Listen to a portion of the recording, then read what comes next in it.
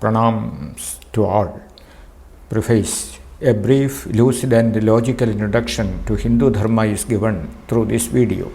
From this presentation, one may be able to get a clear idea about certain historical specialities along with some peculiarities regarding the aim and structure of Hindu Dharma. First of all, let us see how the name Hindu in Hindu Dharma came. The common aim and the way of life suitable to achieve that aim accepted by the Hindus, who are the basic society of Hindustan, is called Hindu Dharma. Hindustan means Bharat, the region from the Himalayas to the Kanyakumari. Basic society is that group of people who through generations consider this land as their original living place, Punya Bhumi, Karma Bhumi, as well as Moksha Bhumi. Hindu Dharma is the way of life of these people. In olden days, those foreigners who came through land had to cross the ocean like Sindhu river. In foreign languages like Parsi, instead of Sa, Ha is pronounced. Hence, for them, Sindhu became Hindu. They called Bharat, through which land Sindhu flows, as Hindustan, and the people who live there as Hindus.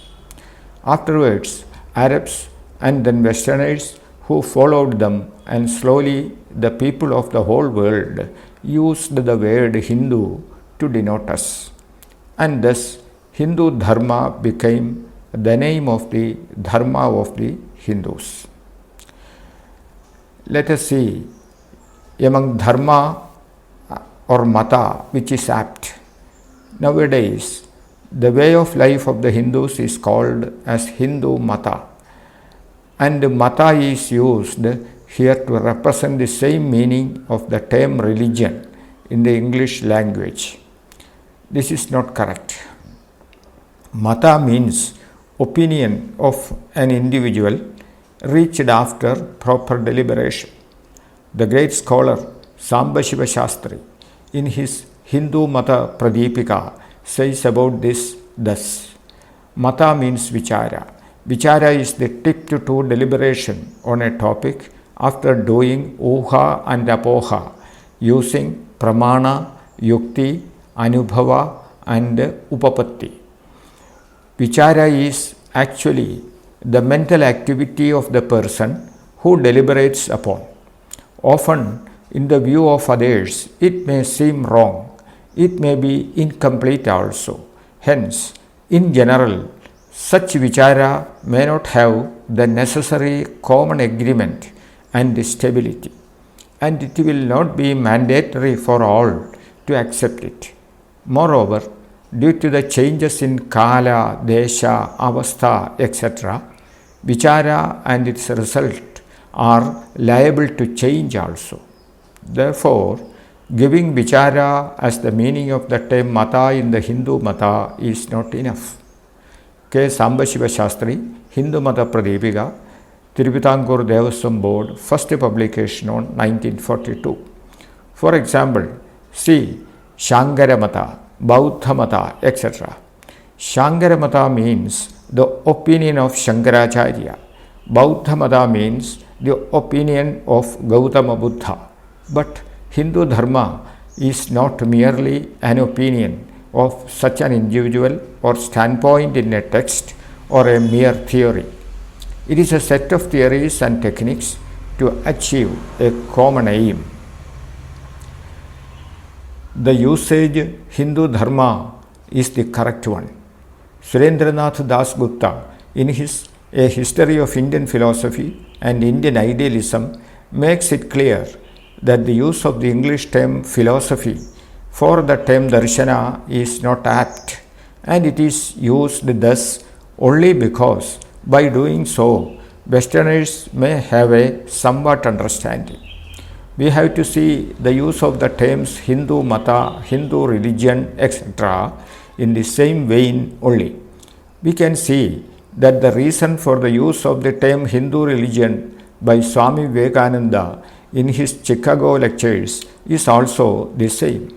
For subsequently quoting the verses from the Shiva Mahimna Stotra of Pushpadanta, he clarifies the true aim and structure of Hindu Dharma. Moreover, the aim and structure of Hindu Dharma is totally different from that of the Semitic religions we see nowadays. Dharma here means kartavya or duty.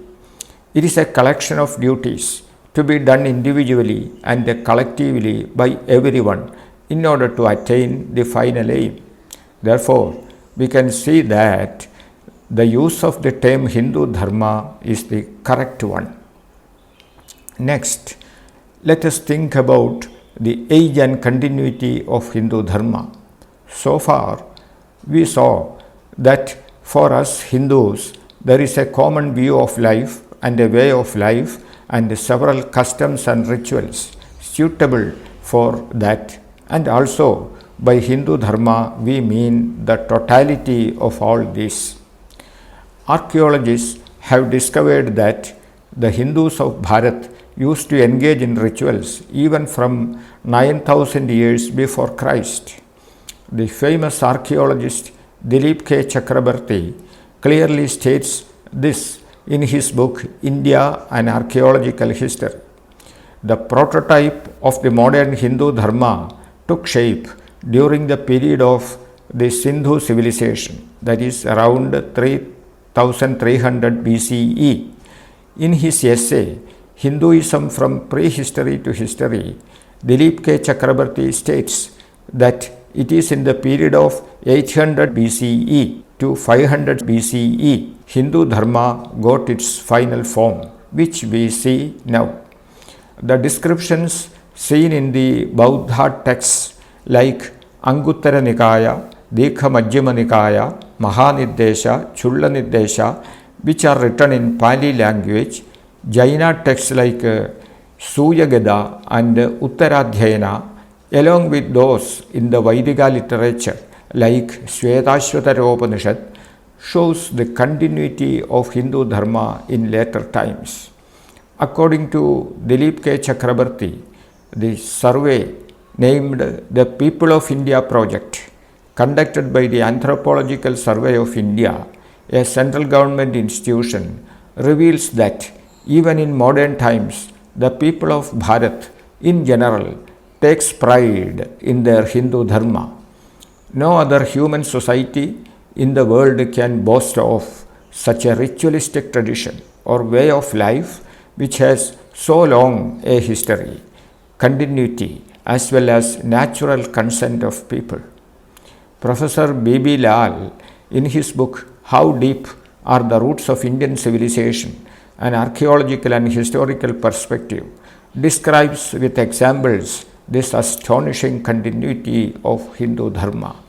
The ongoing studies regarding the period of Sindhu civilization, the birth date of Sri Rama mentioned in the Valmiki Ramayana, the period of the Kurukshetra war described in the Mahabharata, etc., show that the age of the Hindu Dharma may be still longer than that believed by many people.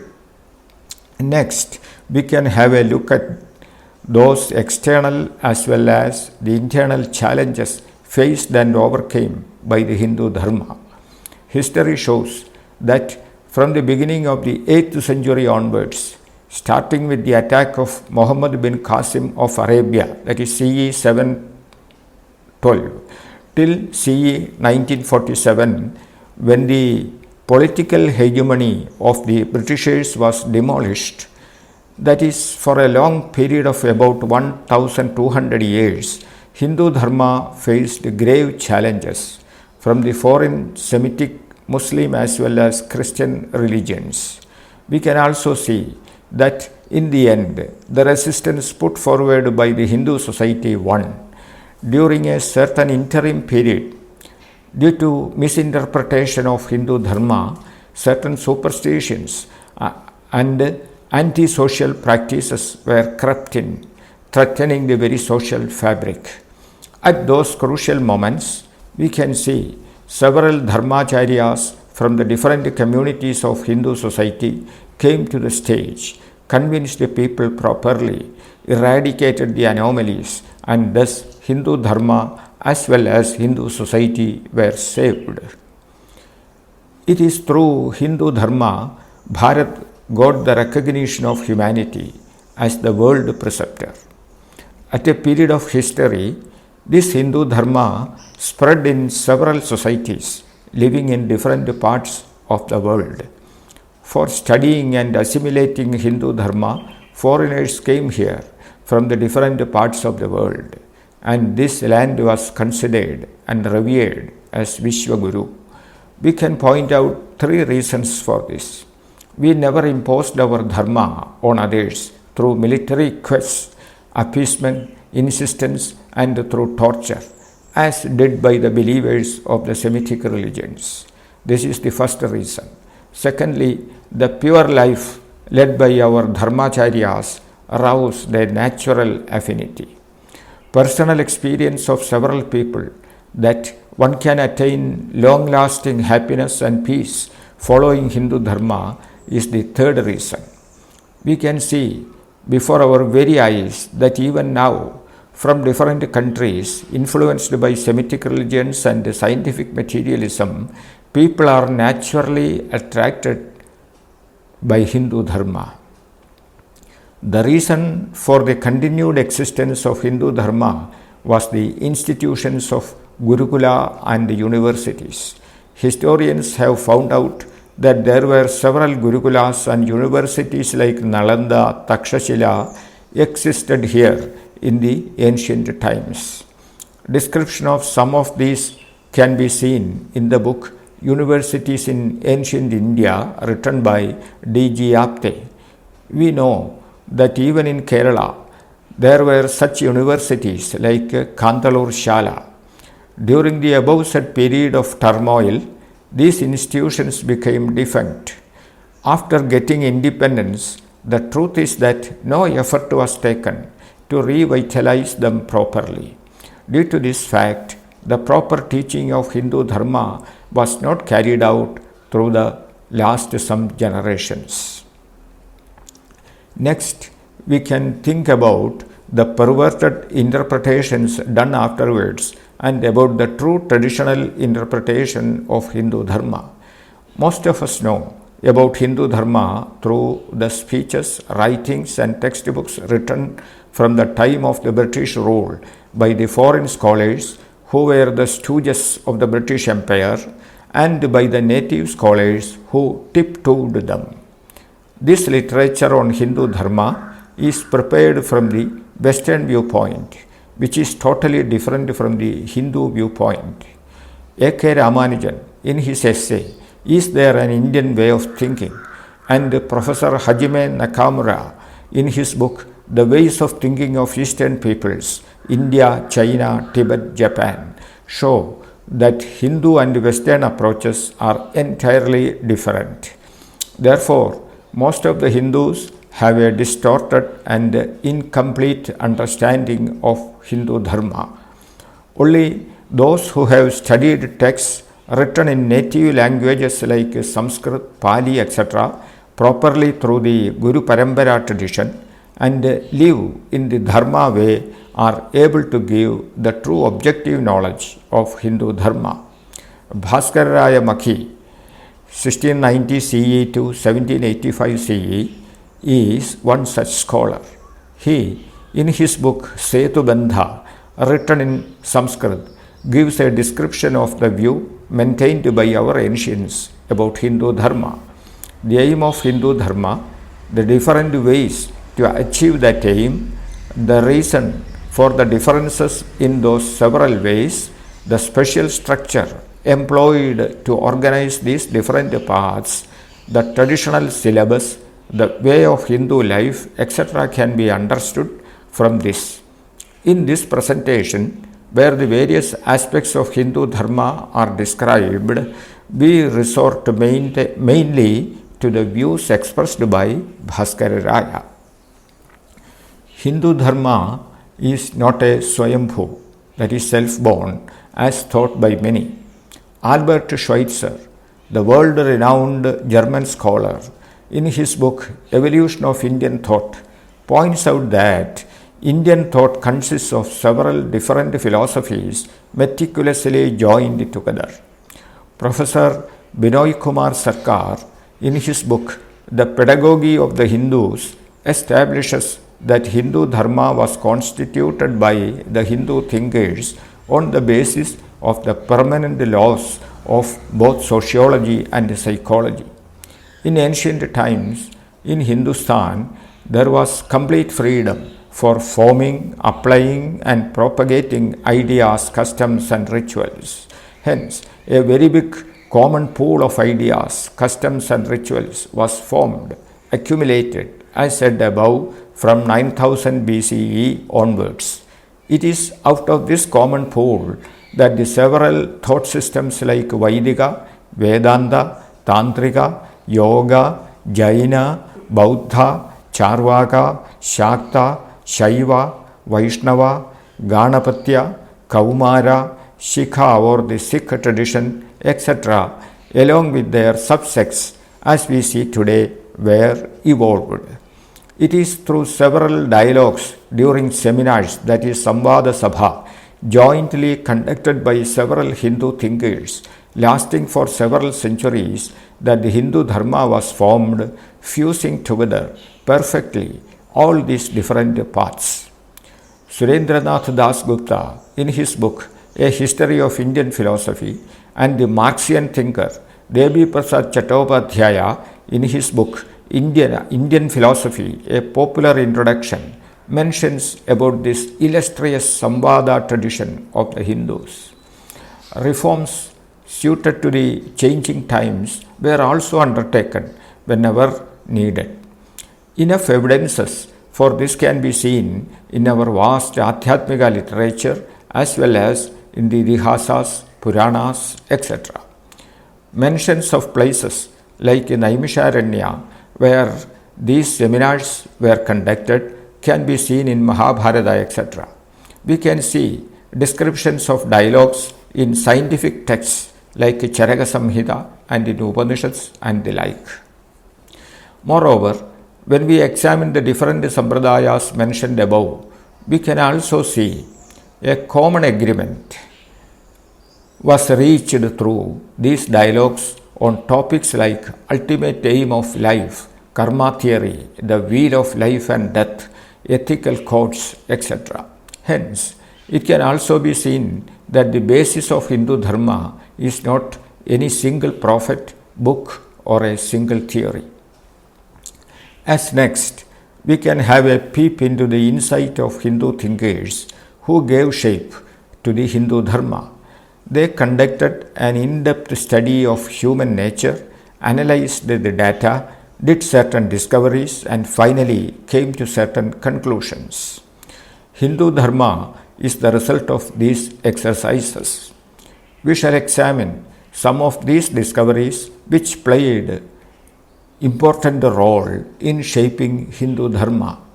Bhaskaraya says about these thus: the ultimate aim of a human being is happiness. This is of two kinds: Kritrima, artificial, and Akritrima, non-artificial or natural. These are called Kama and Moksha respectively. We can call them Kshanika, transitory, Shashvata, eternal, or Sopathika, that go through external devices, and Nirupathika, without external help also. He continues, to acquire these two types of happiness, dharma is necessary, and for the conduction of dharma, artha, wealth is a must. Hence, all the four, namely artha, dharma, kama, and moksha, are considered as purusharthas. Among them, Shashvata Sukha, eternal happiness, namely moksha, which is also called Jivan Mukti, is of utmost importance and hence is called Parama Purushartha. We can see that such a scientific approach based on human nature was undertaken in no other human society. It can also be seen that Hindus on the whole adhere to such a view. The famous sociologist G.S. Ghurye, in his book The Indian Sadhus, discusses this point. Not only that, the various Siddha, Avadhuta, Sant, Sannyasi traditions coming from the different sampradayas or paths of Hindu Dharma were equally respected by all Hindus as models to be reached individually by each and every Hindu. This fact is pointed out by the famous historian R.C. Majumdar in the book An Advanced History of India. As next, we can have an idea about the special structure of Hindu Dharma. Among individuals, usually we all see differences in aptitude, abhiruchi, towards many things. The commendable fact here is that the Hindu thinkers discovered the reason behind it, and then based on that, a special structure was invented so as to have a harmonical coexistence of the different jnana vijnana means for acquiring the above mentioned fourfold life goals, purusharthas. Jnana here means that knowledge which imparts moksha, and vijnana means those physical sciences which helps to achieve the other purusharthas. We can see this approach and structure as a multidisciplinary approach to reach a single or common aim. Aptitude difference is due to the different dispositions of the mind, chitta or manas, which is again due to the results, that is karma, of previous births of each and every individual. The karma in previous births of each person will be different from others, and hence their results also will be varying from individual to individual. Thus, Bhaskararaya makes it clear. We can see the difference in aptitude even in the children of the same mother. Therefore, each and every individual maintains difference in physical, intellectual and mental levels.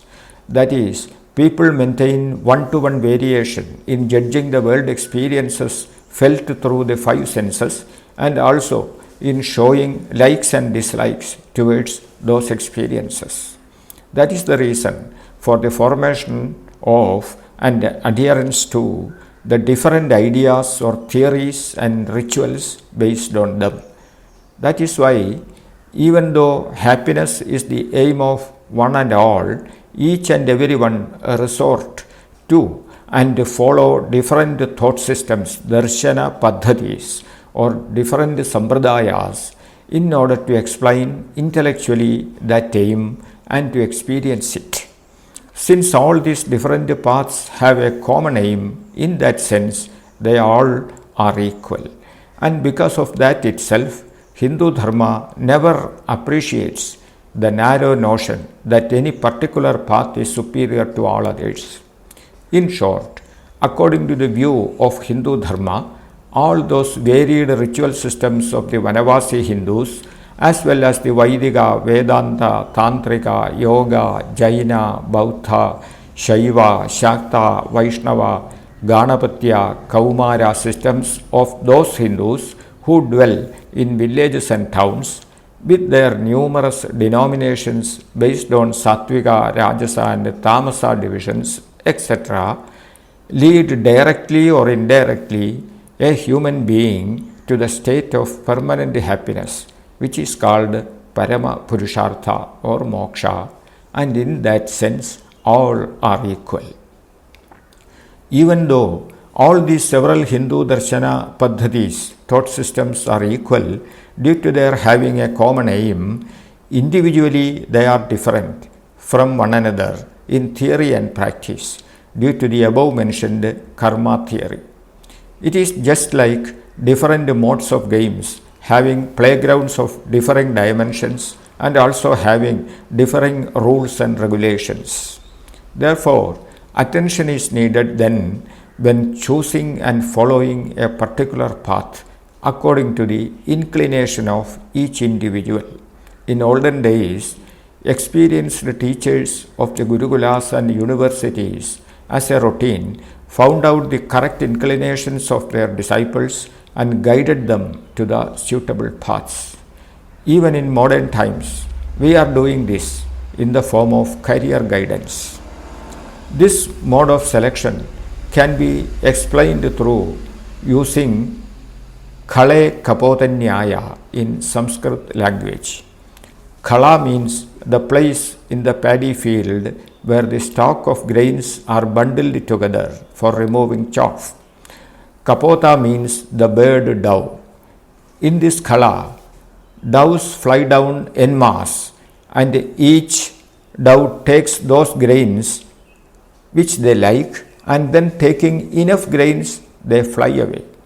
Like this, each individual has to choose the path suitable for oneself. Then only such an individual can merge with the path like a fish in water.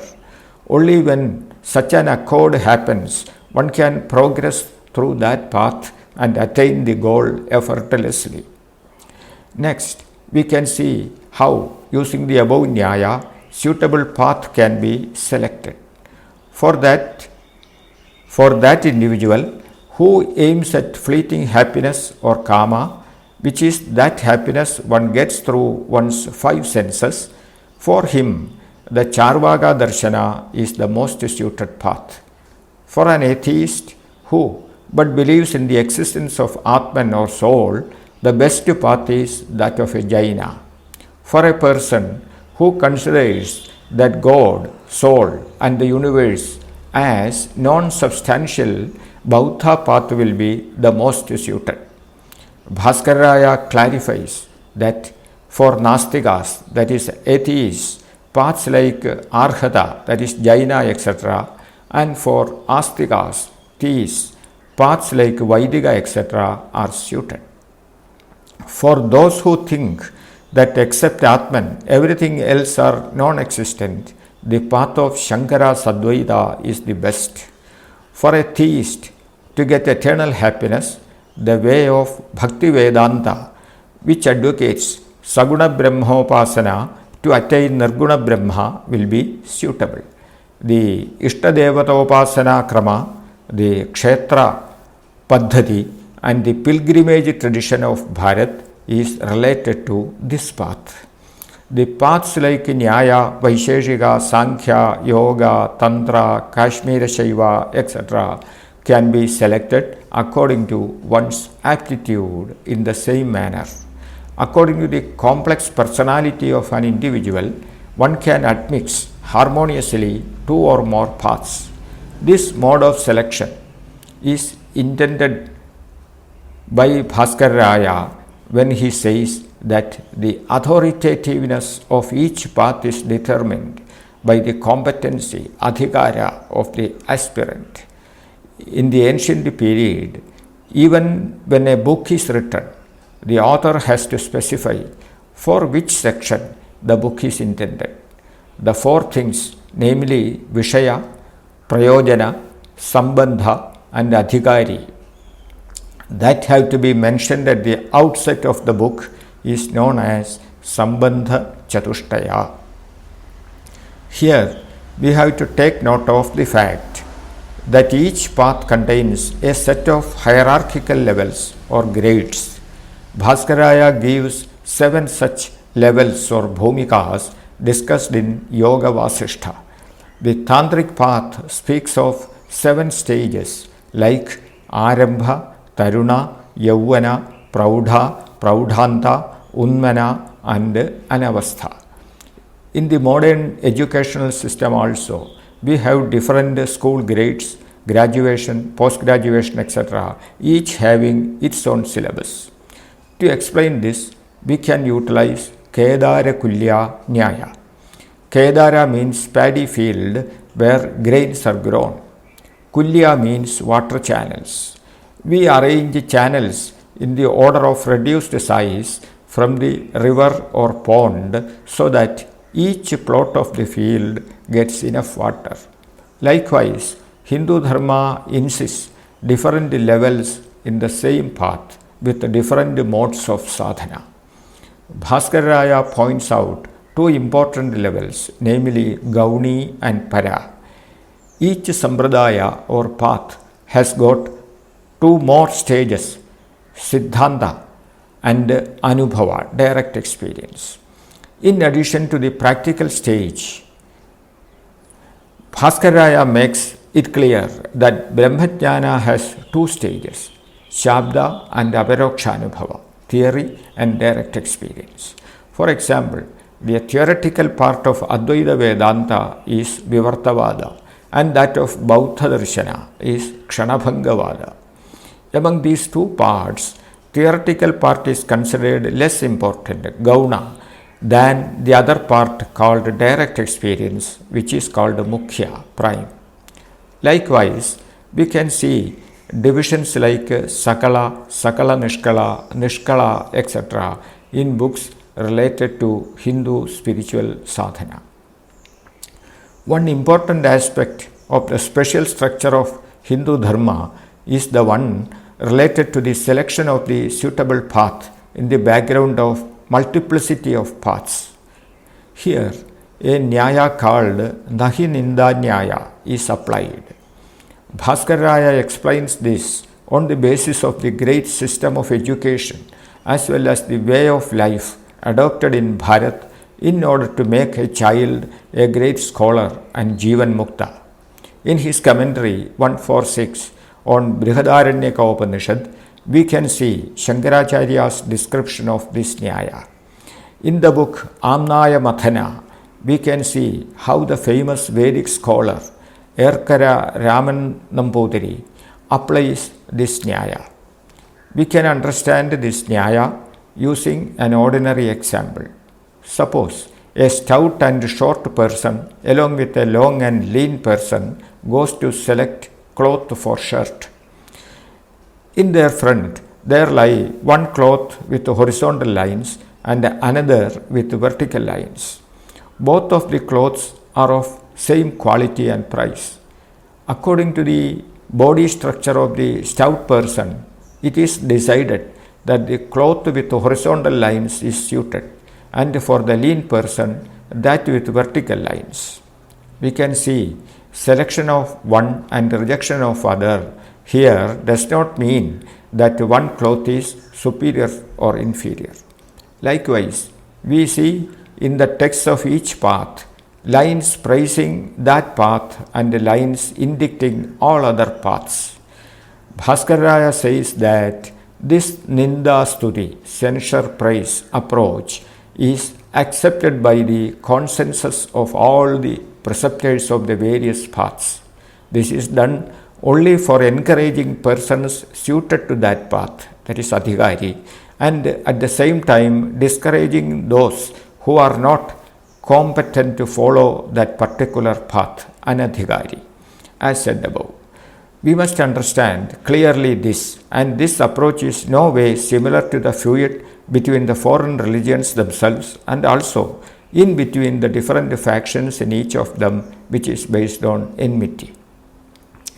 In short, Hindu Dharma is that which brought together the fourfold Purusharthas coveted by all under a general, that is Samanya category, while the different means or ways to attain them were knit together as a compact system based on the special, particular structure which was built upon the difference in aptitude due to the impressions or vasana of the previous births.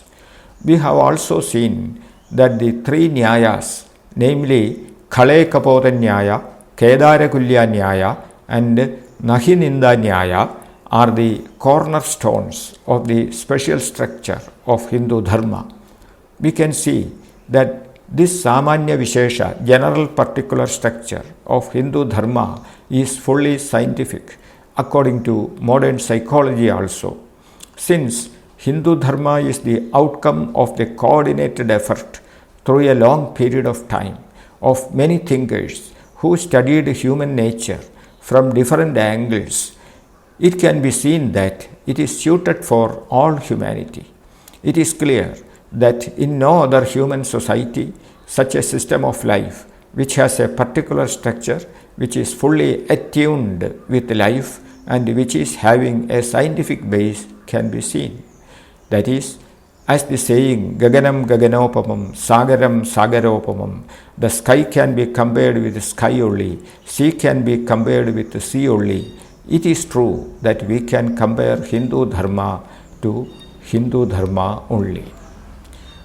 Let us assimilate this Hindu Dharma, which is capable enough for evolving Nara or human being to Narayana, God, with the proper understanding of all its originality and specialities. Let us choose a particular path suited to the aptitude of each and every one of us from the various paths provided by Hindu Dharma and implement it in life.